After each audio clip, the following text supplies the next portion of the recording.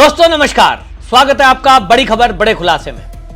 दोस्तों अहमदाबाद में air India का जो प्लेन क्रैश हुआ, अब उसकी जांच के लिए गृह मंत्री अमित शाह ने हाई लेवल कमेटी का गठन किया है। और इस कमेटी में यह पहली बार हो रहा है कि एयरफोर्स के वरिष्ठ अधिकारियों को शामिल किया गया है, वहीं एनएसजी और आईबी को भी जांच में जोड़ा गया है। बात का अंदाजा इसी से लगाइए कि क्योंकि कुछ खबरें ऐसी आ रही हैं कि छेड़छाड़ की संभावना है। जिस तरह से कुछ एक्सपर्ट अभी तक प्लेन की जो वीडियो आ रही है उसको देख करके ये बता रहे हैं कि प्लेन के व्हील खुले हुए थे, डैने सही थे नहीं थे, और ये बताया जा रहा है कि जिस तरह की दुर्घटना है और प्लेन एकदम नीचे आया और पूरा कट ऑफ किकपोर्ट जो कॉकपिट था उसका संबंध एटीसी से टूटा। इस सब को देखते हुए जो एक्सपर्ट हैं उनकी राय आ रही है कि कहीं ना कहीं जो सिचुएशन देखने को मिल रही है कि प्लेन ऊपर जाता है फिर ग्लाइडर की तरह केवल नीचे आया है, इसमें यह संभावना दिखाई दे रही है कि प्लेन में जो फ्यूल फुल किया गया वहां उसमें कोई ऐसी चीज मिला दी गई हो, फ्यूल की जगह पानी मिला दिया गया हो, जिससे कि फ्यूल टैंक फुल होने के बावजूद भी फ्यूल नहीं है। इस तरह के संभावनाओं को बहुत कम बताया जा रहा है, लेकिन कुछ जो एक्सपर्ट हैं उनका कहना है कि कुछ भी हो सकता है अगर कहीं षड्यंत्र हुआ हो। हालांकि कई लेयर की सिक्योरिटी जांच होती है और उसमें ग्राउंड रिपोर्ट जो है वो बड़ी महत्वपूर्ण है और उसको फिर पायलट ओके करते हैं। लेकिन अब इन सब में जब अफवाह है और देखते हुए ये सरकार ने एक कड़ा कदम उठाते हुए ये निर्णय किया कि हम सभी एक्सपर्टों को इसमें शामिल करेंगे। तो वायुसेना के डीजी जो सिक्योरिटी हैं उनको शामिल किया गया है, एयरपोर्ट अथॉरिटी ऑफ इंडिया सुरक्षा ब्यूरो के डायरेक्टर को शामिल किया गया है, डीजीसीए जो director general of civil aviation है उनके मेंबरों को शामिल किया गया है, इंटेलिजेंस ब्यूरो के स्पेशल डायरेक्टर उनको शामिल किया गया है, फोरेंसिक साइंस के डायरेक्टर उनको इसमें शामिल किया गया है, और इसमें अहमदाबाद पुलिस के कमिश्नर, गृह मंत्रालय के अतिरिक्त सचिव और इन सारी टीम को हेड करेंगे केंद्रीय गृह सचिव गोविंद मोहन। ये गोविंद मोहन की अध्यक्षता में ये सब पूरी कमेटी का गठन किया गया है, जिसमें सारे एक्सपर्ट भी हैं। एयरफोर्स के आप सोचिए इतने बड़े जो अधिकारी हैं डीजी रैंक के वो उसमें शामिल किए गए हैं और डायरेक्टर लेवल के आदमियों को इसमें रखा गया है ताकि किसी भी प्रकार की कोई कोताही इस जांच में ना हो। और जो भी एक्सपर्ट की राय होगी उसको 3 महीने का समय दिया गया है कि आप 3 महीने के अंदर अंदर इस जांच रिपोर्ट को सबमिट करें ताकि ये देखा जाए कि गलती हुई है तो कहां हुई है, छेड़छाड़ हुई है तो उसकी भी संभावनाओं का पता लगे। तो कुल मिलाकर के बहुत गंभीर मामला है, देश की बहुत बड़ी दुर्घटना है।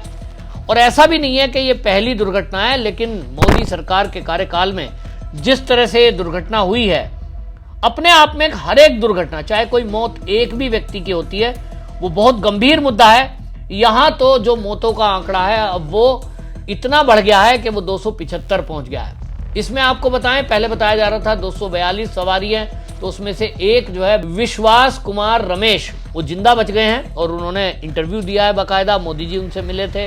उन्होंने बताया दूरदर्शन पे इंटरव्यू देते हुए कि जब प्लेन क्रैश होने के बाद जो बिल्डिंग है मेडिकल कॉलेज का जो हॉस्टल है उसकी छत से प्लेन टकराया, तो आपने देखा होगा वो विजुअल आजकल आ रहे हैं कि जो प्लेन का आधा टुकड़ा है वो आगे गिरा है जाकर जमीन पर, जिसमें आग लगी, आधा हिस्सा वो छत पर था। और वो कहते हैं कि जैसे ही वो विमान क्रैश हुआ है तो उनकी आंख झटके के साथ खुली, यानी एक तरह से सदमे में थे और उन्होंने देखा कि मैं डोर खुला हुआ है, एकदम टूटा हुआ है और बाहर पड़े हैं, तो वो आग के गोले से बाहर निकले।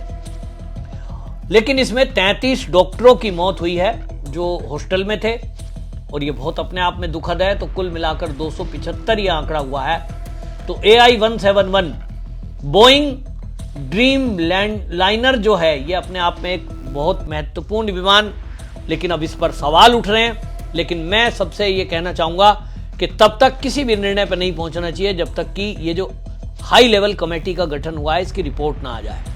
कोई कहता है एसी खराब था, कोई कहता है जी साहब उसका डैना वैसा था ऐसा था। मैं पहले भी कह चुका हूं कि ये एक नॉर्मल बात है जिसका एक्सीडेंट से कोई लेना देना नहीं है। एसी चल रहा था या नहीं चल रहा था, एसी और इंजन दोनों अलग अलग चीजें हैं। प्लेन का इंजन, प्लेन का उड़ना, टेक ऑफ, बाकी सारी फैसिलिटी वो अलग लेवल की है। और मैंने भी इंडियन एयरलाइंस के विमान में काफ़ी सफ़र किया है, कभी कोई दिक्कत नहीं आई है। लेकिन जब कभी कोई षड्यंत्र होता है तो षड्यंत्र हमारे देश के विरुद्ध भी हो सकता है। षड्यंत्र हमारे देश की जो अब कंपनी है, इंडियन एयरलाइंस हमारे देश की कंपनी है, और वो जो टाटा है वो भी हमारे देश के उद्योगपति हैं। तो एक उस तरह का षड्यंत्र भी हो सकता है। जरूरी नहीं है कि ये आतंकवादी कोई घटना हो, आतंकी एंगल से देखा जाए इसको।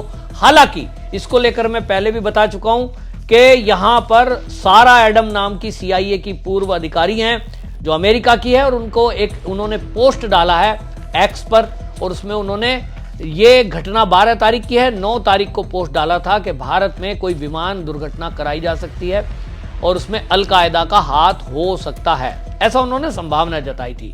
तो क्या CIA के पास इस तरह की कोई जानकारी थी?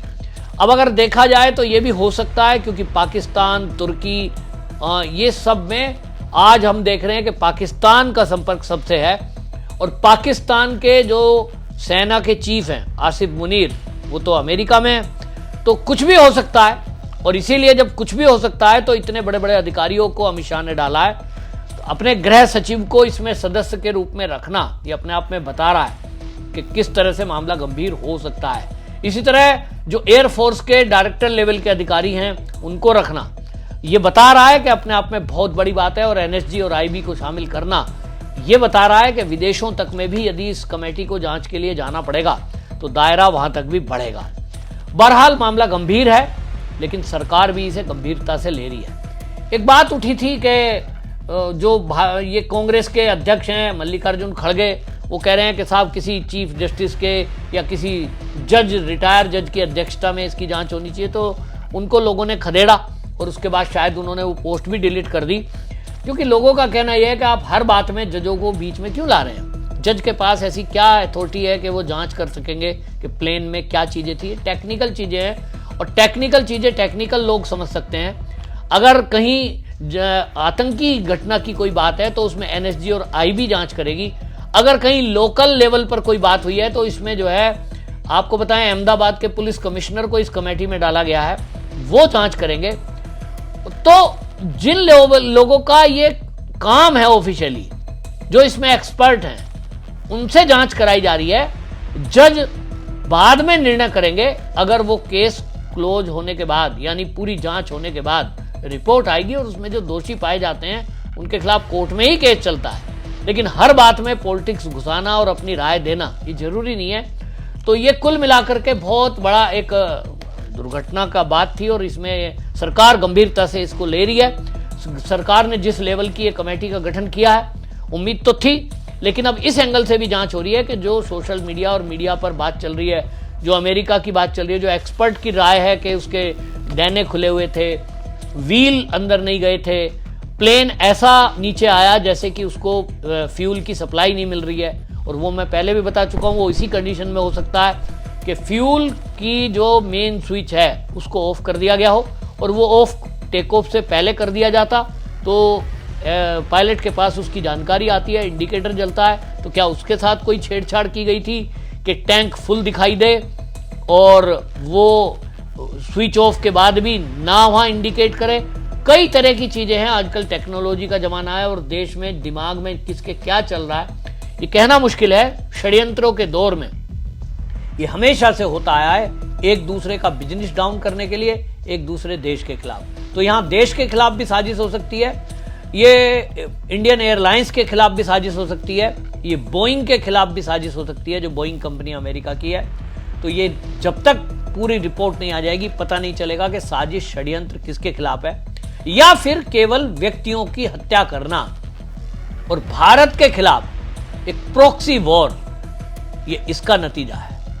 अगर ऐसा होता है तो निश्चित जान लीजिए, पाकिस्तान के टीवी चैनल्स को मैं सुन रहा था, कुछ को वो घबराए हुए हैं कि अगर इसमें कहीं पाकिस्तान का डायरेक्ट इनडायरेक्ट हाथ आया तो इस बार भारत उनको छोड़ने वाला नहीं है। तो ये बात आप समझ लीजिए, पाकिस्तान ने अगर किया होगा तो निश्चित रूप से ये जो घटना हुई है, इसके बाद तो मैं समझता हूं मोदी और अमित शाह और रक्षा मंत्री राजनाथ सिंह, ये तीनों त्रिदेव ऐसे हैं कि जब इनका तीसरा नेत्र खुलेगा तो पाकिस्तान कहीं नक्शे से गायब दिखाई देगा।